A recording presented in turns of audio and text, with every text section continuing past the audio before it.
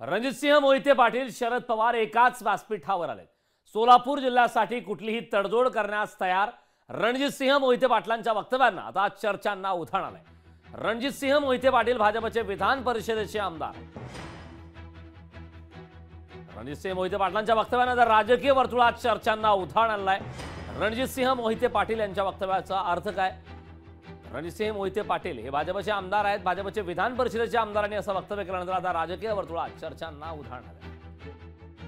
जे मोहिते पाटील कुटुंबियाला तुम्ही सर्व मंडळींनी 50 वर्ष जपलेला आहे, प्रेम केलेला आहे, विजयसिंह मोहिते पाटीलवर या व्यक्तिमत्वावरती प्रेम केलेला आहे, आशीर्वाद दिलेले आहेत। सोलापूर जिल्ह्यानं असेल, सातारा जिल्ह्यानं असेल किंवा महाराष्ट्रानं दिलेलं असेल, मला ह्या निमित्तानं एवढंच सांगायचं आहे की माझी कातडी काढून जरी तुमच्या पायातलं पायतान केलं तर उपकार फिटणार नाहीत।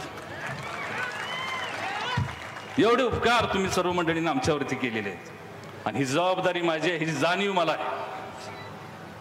कुठं थांबावं लागेल, कुठं पुढं मागं व्हावं लागेल, सोलापूर जिल्ह्यासाठी आणि महाराष्ट्रासाठी रणजितसिंह मोहिते पाटील ती पाहिजे ती किंमत तडजोड करायला तयार आहे। पण विकासाला कुठेही खेळ बसली नाही पाहिजे, हे मात्र या ठिकाणी आपण सर्वांनी जपायचंय। जे मोहिते पाटील कुटुंबियाला तुम्ही सर्व मंडळींनी 50 वर्ष जपलेला आहे। लोकशाही मराठी ऐका, पहा, जागरूक रहा।